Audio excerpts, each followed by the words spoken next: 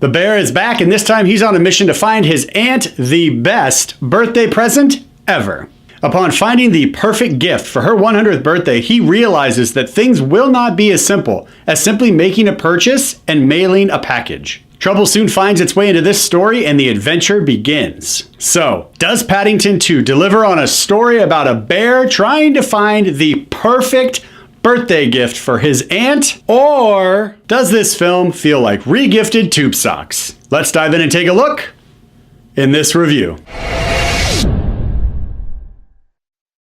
This film is a delight as a sequel, in that so many characters from the first film actually return to this story, really building on the world that Paddington lives in, as well as the familiarity he has in his surroundings with his community and all of his neighbors. And the fact that the Brown family, as well as everybody else, feels more comfortable with Paddington in this movie was actually a very nice touch, and it seemed believable. In the first film, I felt it was kind of weird because he just shows up and then all of a sudden, like, everybody in London is just like, how about that? A talking bear. Tommy, did you see we've got another talking bear in London again? It made no sense. Why would everybody be so casual and comfortable around a bear that's walking on two legs and talking while wearing a hat? However, that didn't detract away from any of the enjoyment of the first film, but it was kind of one of those moments that made me go, huh? But back to Paddington 2. In Paddington 2, occasionally you'd find somebody would like raise an eyebrow and be kind of curious as to about why there's a talking bear. But for the most part, the story kind of lives in one world and then moves to another world where people, again, are equally just like, yeah, this is a thing. And occasionally you'd find somebody who'd like raise an eyebrow with curiosity when they'd see Paddington kind of coming around. But for the most part, at the beginning of the film, everyone's kind of just okay with him because they're familiar with him. And then once we move later into the film, it goes back to that kind of thing where everyone's just kind of fine with it, and a talking bear is just part of the normal London lifestyle. But again,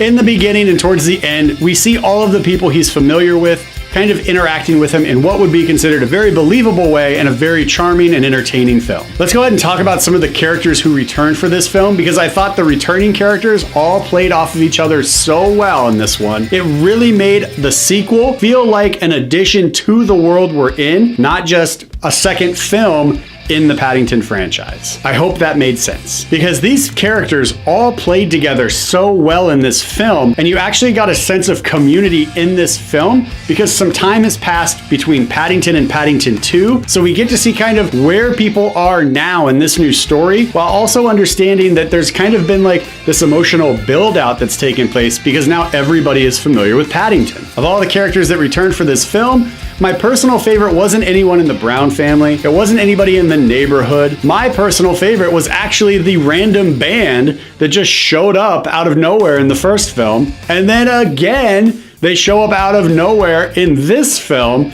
and it was such a delightful surprise, especially how they appear and in the specific scene in which they do so. So in both films, we just have this delightful band that pops up out of nowhere, kind of moving the story along with their song to kind of give us as an audience more information about what's happening. And the music jazz style that they play is so great and so much fun, and it really kind of creates and helps build out this world that Paddington lives in that really feels unique and special in both films. This is the third film I've seen with Sally Hawkins in less than 2 months. In all three of the films that I've seen her in the last 2 months, there's an underwater scene or joke that takes place in each of these films, which is leading me to believe that maybe it's mandated in her contract that a bathroom has to flood, or she has to have like some kind of like touching, heartfelt moment with something underwater. In the first Paddington, he actually tries to take a shower/bath and ends up flooding the entire bathroom. In Shape of Water, she floods her bathroom to have a more intimate moment with the sea creature. In The Shape of Water, at the end of the film, we actually see her and the sea creature having a touching moment underwater. In Paddington 2,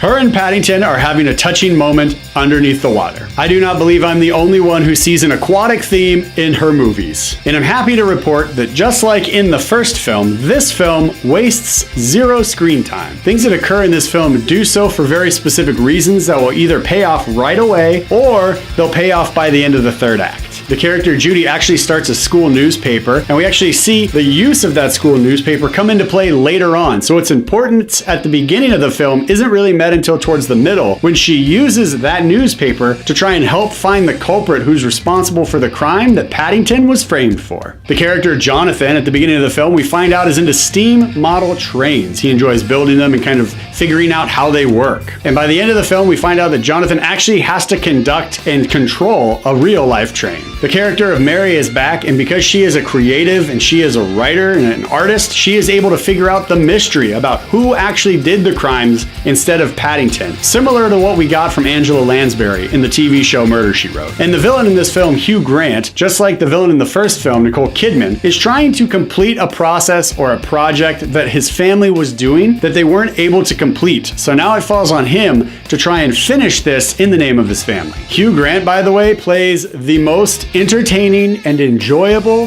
split personality lunatic I have seen on screen in a very long time. Every single scene that Hugh Grant's in just oozes with fun because it's just palatable. You can tell how much enjoyment he had playing this role, or rather, playing all of these different roles. He gave each of his personalities 100% commitment, and the movie was enriched because of that. Paddington 2 is playing at your local movie theater right now, and I am definitely recommending a big screen viewing for this film. This is the touching, the heartfelt family story that we've been waiting for. I very much enjoyed the first Paddington movie, so I had high expectations already going in to see Paddington 2. I'm happy to report that this film actually pleasantly surprised me by how much I enjoyed it, even though I already had such high expectations for how much I would enjoy it going in. There's just so much goodness in this film that when I was writing the review, when I was watching the movie, and even now talking to you guys watching this, it's just still, it hits me and it resonates because it's just so well done, and Paddington just delivers so many wonderful little lines about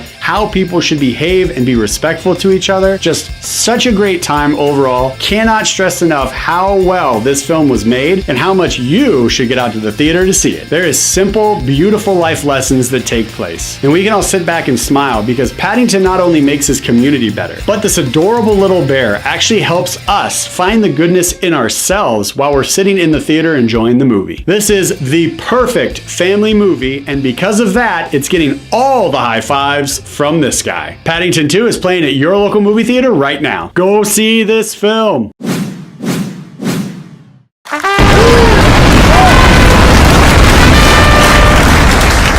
Hi, I'm Jeremy Brunansky, and you've just finished watching a movie review on Brunansky's Vlog. Along with the movie reviews and the weekly show, we also do the Certified Rad segments and the movie news breakdown, which you may want to check out. All right, everybody, we'll see you next Monday for a brand new episode of Brunansky's Vlog, Monday morning, 10 a.m. PST. See you there. Have a great week.